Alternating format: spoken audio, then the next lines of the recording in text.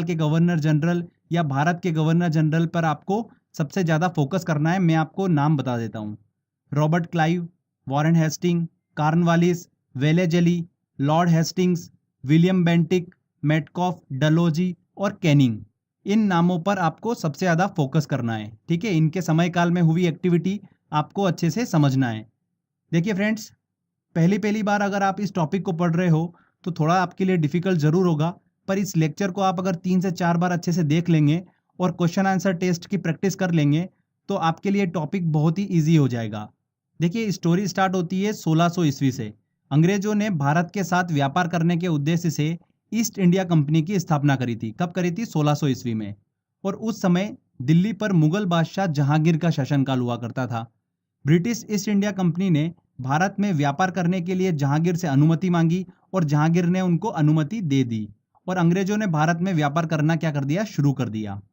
आगे चलकर 1757 में ब्रिटिश लोगों ने बंगाल पर आक्रमण किया, जो कि आप सभी को पता ही है, प्लासी के युद्ध के नाम से जाना जाता है वो युद्ध। इस तरह से अंग्रेजों ने अपना शासन क्या करा? बंगाल पर भी स्थापित कर लिया।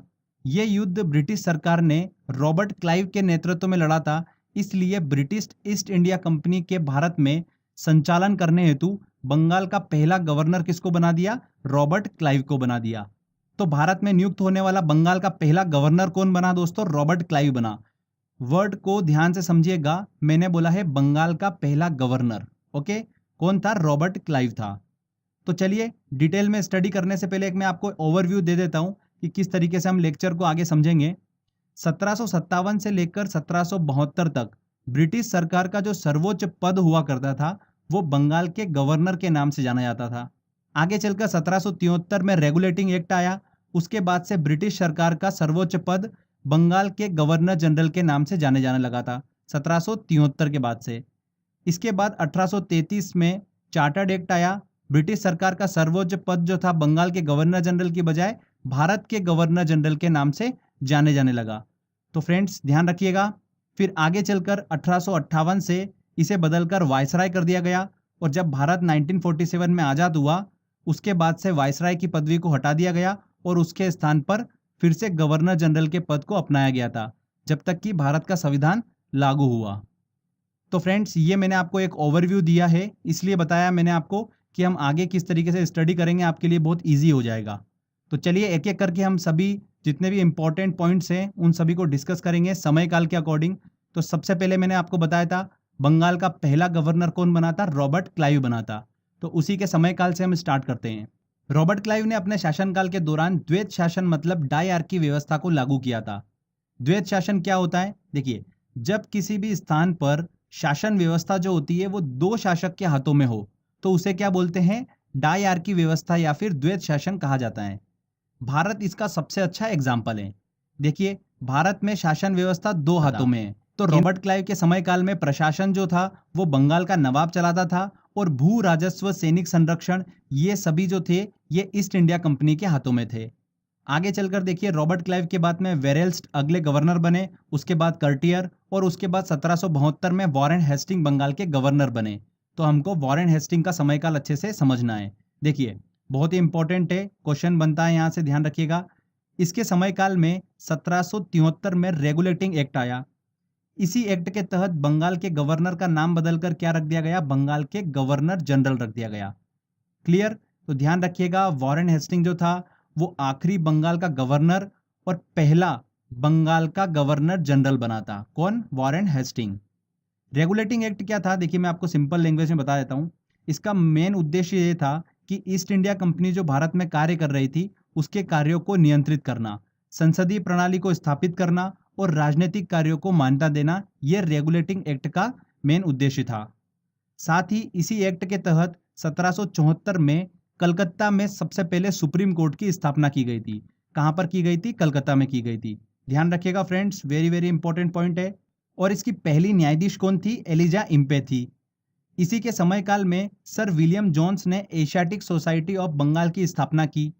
साथ ही भारत का पहला समाचार पत्र द बंगाल गजट का प्रकाशन भी इसी के समय काल में हुआ था। वॉरेन हेस्टिंग के समय काल में ही हुआ। इन्हीं के शासनकाल में पिट्स इंडिया एक्ट पारित हुआ था। पिट्स इंडिया एक्ट क्या था? जो रेगुलेटिंग एक्ट आया था 1773 में, उसकी कमजोरियों को दूर करने के लिए और अंग्रेजों की हितों की रक्षा करने के लिए 1784 में ब्रिटिश संसद ने पिट्स इंडिया एक्ट पारित किया था। पिट्स इंडिया एक्ट के तहत इंग्लैंड में एक नियंत्रण बोर्ड की स्थापना की गई थी। वॉरेन हेस्टिंग को पिट्स इंडिया एक्ट जो था बिल्कुल भी पसंद नहीं आया था, जिसके विरोध में उन्होंने इस्तीफा दे दिया था और इंग्लैंड चले गए थे। वहां जाने पर उन पर ब्रिटिश पार्लियामेंट ने महाभियोग चलाया, पर कुछ समय बाद ब्रिटिश संसद ने उन्हें सभी आरोपों से मुक्त कर दिया था। तो ये पॉइंट ध्यान रखिएगा, एग्जाम में पूछ लिया गया था ये वाला पॉइंट। आगे चलकर देखिए अगले बंगाल के गवर्नर जनरल कौन बने थे, लॉर्ड कॉर्नवालिस बने। इनका भी समयकाल बहुत ही इंपॉर्टेंट है, चलिए हम अच्छे से डिस्कस करते हैं। लॉर्ड कॉर्नवालिस की बात करते हैं तो भारत में सिविल सेवा और पुलिस का जनक किसे कहा जाता है, लॉर्ड कॉर्नवालिस को ही कहा जाता है। इसने अपने समयकाल में 3 प्रमुख काम करे थे, चलिए हम डिस्कस कर लेते हैं। पहला आता है सिविल सेवा। लॉर्ड कॉर्नवालिस ने ही सिविल सेवा की नींव रखी थी, इसीलिए लॉर्ड कॉर्नवालिस को भारत में सिविल सेवा का जनक कहा जाता है। सिविल सेवा के अधीन उच्च पदों की नियुक्ति कौन करता था, कंपनी के कानून के द्वारा की जाती थी। एक इंपॉर्टेंट चीज ध्यान रखिएगा, सिविल सेवा के अधीन उच्च पदों की नियुक्ति हेतु प्रतियोगिता परीक्षा की शुरुआत जो हुई थी वो आगे चलकर मैं आपको बताऊंगा लॉर्ड डलहौजी के समयकाल में हुई थी। ये एग्जाम में क्वेश्चन पूछ लेते हैं, तो दोनों में कंफ्यूज मत होइएगा। सिविल सेवा का जनक किसे कहा जाता है, लॉर्ड कॉर्नवालिस को कहा जाता है। और सिविल सेवा के अधीन जितने भी उच्च पद थे उनकी नियुक्ति हेतु प्रतियोगिता परीक्षा की शुरुआत जो करी थी वो किसके समयकाल में हुई थी, लॉर्ड डलहौजी के समयकाल में हुई थी। तो ध्यान रखिएगा, ये दोनों चीज बहुत ही इंपॉर्टेंट है। तो फ्रेंड्स, सिविल सेवा का जनक किसे कहा जाता है, लॉर्ड कॉर्नवालिस को कहा जाता है। ओके, सेकंड देखिए चीज इनके समयकाल में क्या हुआ था, प्रमुख काम पुलिस व्यवस्था की शुरुआत हुई थी। लॉर्ड कॉर्नवालिस ने प्रत्येक जिले में पुलिस थाने की स्थापना की और कुछ पुलिस कर्मियों को भी नियुक्त किया था। और तीसरा प्रमुख काम इसने क्या करा था, स्थायी बंदोबस्त को लागू किया था। इसने 1793 में बंगाल, बिहार, उड़ीसा में भूमि कर योजना को लागू किया था, जिसके तहत क्या होता था, जमींदारों को भू राजस्व का 90% भाग कंपनी को देना होता था और 10% भाग जो था भू राजस्व का वो अपने पास रखना होता था। इस योजना को किसने बनाया था, स्थायी बंदोबस्त योजना को सर जॉन शोर ने बनाया था। एक इंपॉर्टेंट पॉइंट और ध्यान रखिएगा, लॉर्ड कॉर्नवालिस ने अपने समयकाल में टीपू सुल्तान के साथ में श्रीरंगपट्टनम की संधि भी की थी। श्रीरंगपट्टनम जो जगह है ये मैसूर से 9 किलोमीटर दूर कावेरी नदी के टापू पर स्थित है।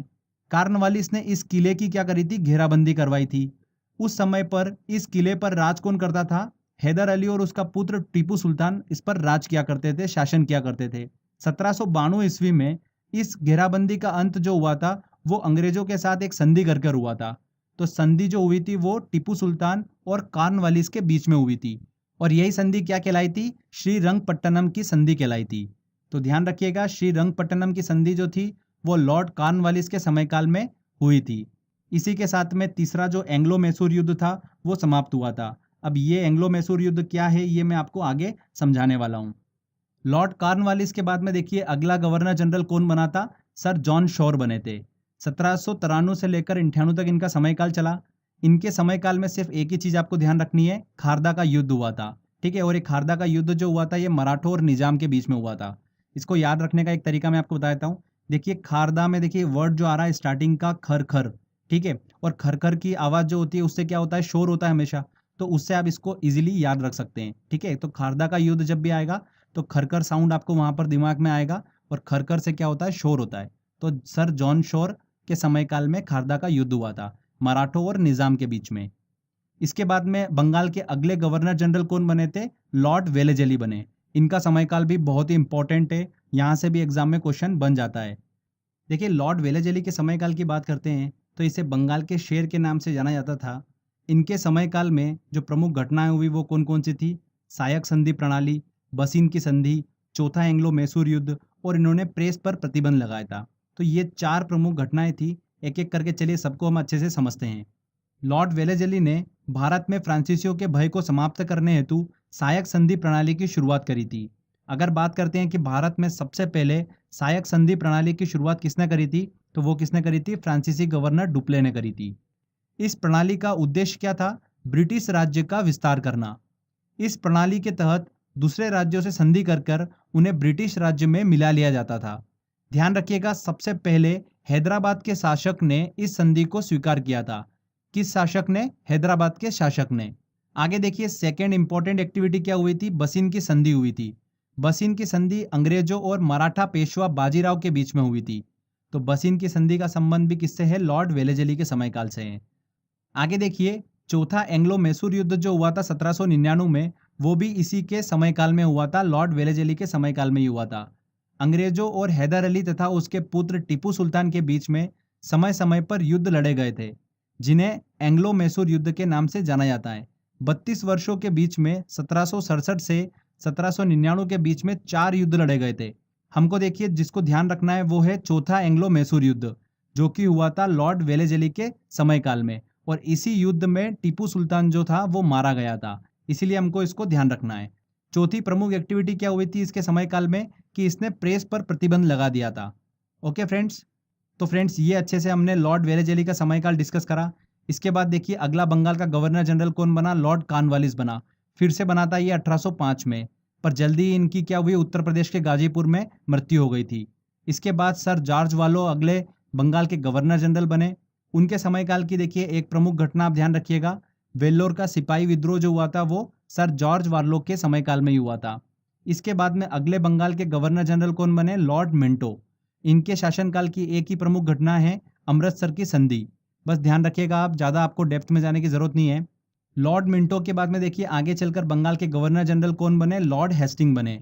इनका समयकाल काफ़ी इंपॉर्टेंट है, क्योंकि इनके समयकाल के दौरान ही मद्रास के जो तत्कालीन गवर्नर थे टॉमस मुनरो, उन्होंने रैयतबाड़ी व्यवस्था को लागू किया था। तो वहां से एसएससी में 2 से 3 बार क्वेश्चन पूछा जा चुका है, हमको उसको अच्छे से समझना होगा। देखिए जब लॉर्ड हेस्टिंग बंगाल के गवर्नर जनरल थे, उसी समय पर मद्रास के तत्कालीन गवर्नर कौन थे, टॉमस मुनरो थे। टॉमस मुनरो ने 1820 में मद्रास में रैयतबाड़ी व्यवस्था को लागू किया था। इसके बाद में बंबई के गवर्नर ने भी रैयतबाड़ी व्यवस्था को लागू किया था। तो रैयतबाड़ी व्यवस्था क्या थी, ये हम अच्छे से समझ लेते हैं। जैसा कि मैंने आपको पहले बताया था कि लॉर्ड कॉर्नवालिस ने स्थायी बंदोबस्त को शुरू किया था। स्थायी बंदोबस्त में क्या होता था, किसान और सरकार के भूमि कर के बीच में जमींदारों का रोल हुआ करता था। जमींदार बीच में लगान की लूटबाजी करने लगे थे, जिसके कारण सरकार का राजस्व जो था वो नहीं बढ़ पा रहा था। तब ब्रिटिश सरकार ने इसकी कमियों को दूर करने के लिए एक नई योजना बनाई थी, जिसका नाम क्या था, रैयतबाड़ी व्यवस्था। इस व्यवस्था के अंतर्गत जमींदारों का रोल खत्म कर दिया गया और किसान को ही सीधे भूमि का मालिकाना हक दे दिया। अब किसानों को लगान सीधे ब्रिटिश सरकार को देना होता था। रैयतबाड़ी व्यवस्था के अंतर्गत जो किसान कर नहीं देता था, उससे जमीन छीन ली जाती थी। ध्यान रखिएगा, रैयतबाड़ी व्यवस्था सबसे पहले मद्रास में लागू हुई थी। मद्रास के किस जगह पर, बारामहल में शुरू हुई थी। इसके बाद देखिए अगले गवर्नर जनरल कौन बने बंगाल के, लॉर्ड एमहर्स्ट बने। इनका समयकाल इतना इंपॉर्टेंट नहीं है, आपको ध्यान देने की जरूरत नहीं है। उसके बाद देखिए फिर अगले गवर्नर जनरल कौन बने बंगाल के, विलियम बेंटिक। ये बहुत ही इंपॉर्टेंट है। 1828 से लेकर 1835 तक इनका समयकाल चला। इनके समयकाल के दौरान ही 1833 में चार्टर्ड एक्ट आया। चार्टर्ड एक्ट के तहत बंगाल का गवर्नर जनरल जो था अब भारत का गवर्नर जनरल कहलाने लगा। तो ध्यान रखिएगा, विलियम बेंटिक भारत का पहला गवर्नर जनरल बना था। अगर हम बात करते हैं कि बंगाल का आखिरी गवर्नर जनरल कौन बना, तो वो कौन था, लॉर्ड विलियम बेंटिक। और भारत का पहला गवर्नर जनरल कौन बना था, वो बना था लॉर्ड विलियम बेंटिक। ठीक है, अब देखिए इनके समयकाल में आपके लिए थोड़ा सा इजी बना देता हूँ। एक ट्रिक से देखिएगा, बेंटिक का नाम जो था वो क्या स्पष्ट कर रहा है, बैन। बैन मतलब किसी चीज पर बैन लगा देना। तो जितनी भी गलत गलत चीजें थी, लॉर्ड विलियम बेंटिक ने उन पर सब पर बैन लगा दिया और अच्छी अच्छी चीजों की शुरुआत करी थी। जैसे राजा राम मोहन राय के साथ मिलकर सती प्रथा को समाप्त कर दिया, उस पर बैन लगा दिया। ठगी प्रथा पर बैन लगा दिया, मतलब उसको समाप्त कर दिया। सभी गलत चीजों पर बैन लगा दिया, मतलब बंद कर दिया। इसीलिए इनके समयकाल में कोई भी युद्ध नहीं हुआ था। ध्यान रखिएगा, इनका समयकाल शांति का समयकाल कहलाता है। अगर आपसे एग्जाम में कोई युद्ध से रिलेटेड क्वेश्चन पूछ ले, तो ये तो आपको क्लियर हो चुका है कि लॉर्ड विलियम बेंटिक के समयकाल में कोई भी युद्ध नहीं हुआ था। तो अगर ऑप्शन में आता है तो इसको बिल्कुल मत लगाइएगा। अगर अच्छे काम की बात करते हैं तो 1835 में इन्होंने कलकत्ता में मेडिकल कॉलेज की स्थापना की। अंग्रेजी लैंग्वेज को भारत में उच्च शिक्षा का माध्यम बनाया, ये एग्जाम में क्वेश्चन पूछा गया था। नहरें, सड़कें, तालाब जैसे कई सार्वजनिक सुधार इन्होंने अपने समयकाल में किए थे। तो ये लॉर्ड विलियम बेंटिक का समयकाल आप ध्यान रखिएगा। इसके बाद देखिए अगले भारत के गवर्नर जनरल कौन बने, चार्ल्स मेटकॉफ। चार्ल्स मेटकॉफ के समयकाल में एक ही प्रमुख घटना हमको दिमाग में रखना है कि इन्होंने अपने समयकाल में प्रेस को स्वतंत्रता दिलाई थी। ध्यान रखिएगा, प्रेस को स्वतंत्रता किसने दिलाई थी? चार्ल्स मेटकॉफ ने दिलाई थी। लॉर्ड वेलेजली के टाइम पर प्रेस पर प्रतिबंध लगा दिया गया था, जो कि चार्ल्स मेटकॉफ ने उस प्रतिबंध को हटा दिया अपने समयकाल में। चार्ल्स मेटकॉफ के बाद देखिए भारत के अगले गवर्नर जनरल कौन बने थे? ऑकलैंड, एलेनबरो, हॉर्डिंग्स, ये भारत के अगले गवर्नर जनरल बने। इनका समयकाल देखिए ज़्यादा हम डिस्कस नहीं करेंगे क्योंकि इतनी इंपॉर्टेंट एक्टिविटी हमको यहाँ पर नहीं देखने को मिलती है। बस इतना ध्यान रखिएगा, एलेनबरो के समयकाल में ही दास प्रथा का अंत हुआ था और रविवार को छुट्टी की शुरुआत भी इन्हीं के समयकाल से हुई थी। हॉर्डिंग्स के समयकाल में देखिए पहला एंग्लो सिख वॉर हुआ था। ध्यान रखिएगा, पहला एंग्लो सिख वॉर कब हुआ था? लॉर्ड हॉर्डिंग्स के समयकाल में हुआ था। इसके बाद में देखिए भारत का अगला गवर्नर जनरल कौन बना? डलहौजी बना, जिनका समयकाल चला 1848 से लेकर 1856। बहुत ही इंपॉर्टेंट है, यहाँ से एग्जाम में क्वेश्चन निकल कर आता है इनके समयकाल से। लॉर्ड डलहौजी की बात करते हैं तो इन्हें ही आधुनिक भारत के निर्माता के रूप में जाना जाता है। देखिए कौन कौन सी प्रमुख घटनाएं हुई इनके समयकाल में, चलिए डिस्कस करते हैं। रेलवे का विकास हुआ। पहली रेल डलहौजी के शासनकाल में ही 1853 में बम्बई से ठाणे के बीच में चली थी।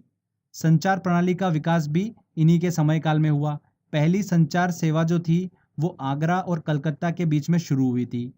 1854 में देखिए इनके समयकाल में ही डाकघर अधिनियम पास हुआ था, जिसके तहत पहली बार डाक टिकटों का प्रचलन शुरू हुआ था। आगे देखिए, सिविल सेवा के अधीन पदों की नियुक्ति जो होती थी पहले, वो कंपनी के कानून के द्वारा होती थी, पर डलहौजी ने इस सिस्टम को चेंज कर दिया और सिविल सेवा के अधीन पदों की नियुक्ति हेतु प्रतियोगिता परीक्षा की शुरुआत करी थी इन्होंने। ध्यान रखिएगा, लॉर्ड डलहौजी ने ही प्रतियोगिता परीक्षा की शुरुआत करी थी। पहले भारतीय आईएएस की बात करते हैं तो कौन बने थे? सत्येंद्र नाथ टैगोर बने थे। 1863 में पहले भारतीय आईएएस बने थे सत्येंद्र नाथ टैगोर। लॉर्ड डलहौजी ने अपने शासनकाल में व्यपगत का सिद्धांत, जिसे बोल सकते हैं हम कि हड़प नीति, उसकी शुरुआत करी थी, जिसे इंग्लिश में क्या बोला जाता है? Doctrine of lapse. Very very important है, यहाँ से एग्जाम में क्वेश्चन पूछा गया था। लॉर्ड डलहौजी ने इस नीति को ब्रिटिश साम्राज्य का विस्तार करने के उद्देश्य से लागू किया था। इस नीति में देखिए क्या होता था, वे राज्य जिनका कोई भी उत्तराधिकारी नहीं है, ठीक है, उनसे शासन जो था वो छीन कर ब्रिटिश राज्य में मिला लिया जाता था। हड़प नीति के तहत ब्रिटिश राज्य में विलय होने वाला पहला राज्य जो था वो कौन सा था? सतारा था। ध्यान रखिएगा, सतारा पहला राज्य था जो हड़प नीति मतलब व्यपगत का सिद्धांत डॉक्ट्रिन ऑफ लैप्स के तहत ब्रिटिश राज्य में मिलाया गया था। आगे चलकर जयपुर, संबलपुर, उदयपुर, झांसी, इन राज्यों को हड़प नीति के तहत ब्रिटिश राज्य में मिला लिया गया। तो ये लॉर्ड डलहौजी का शासनकाल हमने अच्छे से डिस्कस करा। वेरी वेरी इंपॉर्टेंट पॉइंट है, रेलवे का विकास, संचार प्रणाली का विकास, डाकघर अधिनियम, सिविल सेवा के अधीन पदों की नियुक्ति हेतु प्रतियोगिता परीक्षा की शुरुआत करी और हड़प नीति मतलब व्यपगत का सिद्धांत लागू करा था। ये इंपॉर्टेंट हाईलाइटेड पॉइंट है लॉर्ड डलहौजी के समयकाल के। ओके, इसके बाद देखिए लॉर्ड डलहौजी के बाद अगला भारत का गवर्नर जनरल कौन बना? लॉर्ड कैनिंग बना। इन्हीं के शासनकाल में 1857 का विद्रोह हुआ था और इसी विद्रोह के बाद भारत का शासन जो था वो ईस्ट इंडिया कंपनी के हाथों से लेकर ब्रिटिश सरकार के हाथों में दे दिया गया था और कैनिंग को भारत का पहला वायसराय बनाया गया। ध्यान रखिएगा, ईस्ट इंडिया कंपनी द्वारा नियुक्त भारत का आखिरी गवर्नर जनरल कौन था? लॉर्ड कैनिंग था। और पहला वायसराय कौन बना? लॉर्ड कैनिंग बना। देखिए फ्रेंड्स, जो वायसराय वाला भाग है ये हम पार्ट 2 में डिस्कस करेंगे। इस लेक्चर में देखिए पार्ट 1 में हमने क्या क्या डिस्कस करा? बंगाल के गवर्नर, बंगाल के गवर्नर जनरल और भारत के गवर्नर जनरल, इन तीनों सेक्शन को हमने अच्छे से डिस्कस करा है। बहुत ही इजी लैंग्वेज में मैंने आपको बताया है। आई होप आपको अच्छे से समझ में आया होगा। चलिए फ्रेंड्स, अब बारी है टेस्ट लगाने की। अच्छे से आपने इस थ्योरी को देखा होगा तो क्वेश्चंस आप बड़ी आसानी से लगा पाएंगे। जो भी प्रीवियस ईयर एग्जाम में क्वेश्चन पूछे गए हैं वो सारे क्वेश्चन हम इस टेस्ट में सॉल्व करते हैं। चलिए टेस्ट की ओर चलते हैं।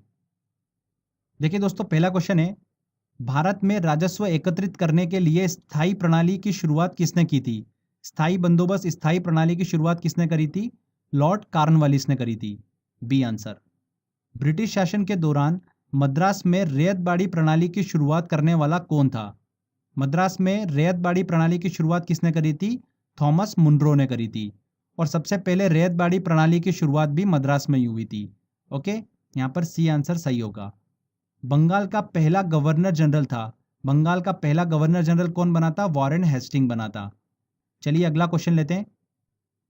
किस भारतीय राज्य पर कब्जा करने के लिए राज्य हड़प नीति को नहीं अपनाया गया? देखिए फ्रेंड्स, सतारा बिल्कुल हड़प नीति के तहत इसको ब्रिटिश साम्राज्य में मिलाया था। उदयपुर, झांसी, इन तीनों को हड़प नीति के थ्रू ब्रिटिश साम्राज्य में मिलाया गया था। पर पंजाब को देखिए हड़प नीति के द्वारा ब्रिटिश साम्राज्य में नहीं मिलाया गया था।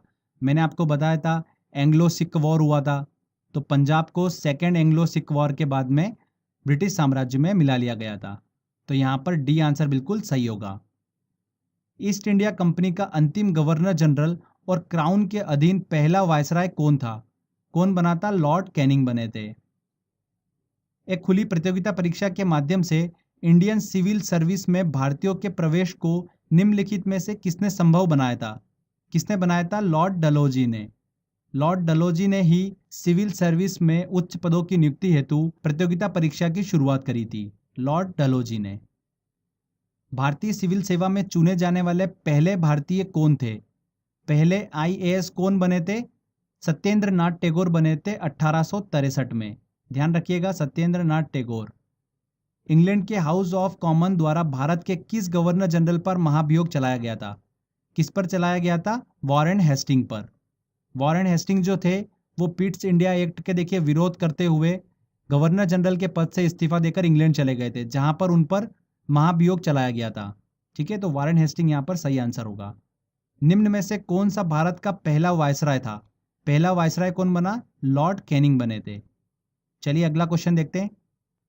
डॉक्ट्रिन ऑफ लैप्स या व्यपगत का सिद्धांत निम्न में से किसने आरंभ किया था? किसने शुरुआत करी थी इसकी? लॉर्ड डलहौजी ने इसकी शुरुआत करी थी। भारत में पहली बार सन 1853 में किस स्थान से रेल यात्रा प्रारंभ की गई थी? किस स्थान से शुरू हुई थी रेल यात्रा? बम्बई से। बम्बई से ठाणे के बीच में चली थी पहली रेल। पिट्स इंडिया एक्ट के अंतर्गत निम्न में से किसे स्थापित किया गया था? किसे स्थापित किया गया था? नियंत्रण बोर्ड को स्थापित किया गया था इंग्लैंड में। बी आंसर यहां पर सही होगा। कलकत्ता में उच्चतम न्यायालय की स्थापना किसके द्वारा की गई थी? देखिए, कलकत्ता में उच्चतम न्यायालय की स्थापना 1773 रेगुलेटिंग एक्ट के तहत की गई थी। और कब की गई थी? 1774 में। ओके, यहाँ पर बी आंसर।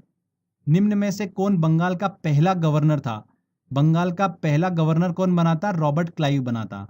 शब्दों पर ध्यान दीजिएगा, यहाँ पर पहला गवर्नर जनरल नहीं पूछा है ना, पहला गवर्नर पूछा है। 1773 रेगुलेटिंग एक्ट के तहत भारत में पहले उच्चतम न्यायालय सुप्रीम कोर्ट की स्थापना 1774 में कहाँ की गई थी? कहाँ पर की गई थी दोस्तों? कलकत्ता में की गई थी।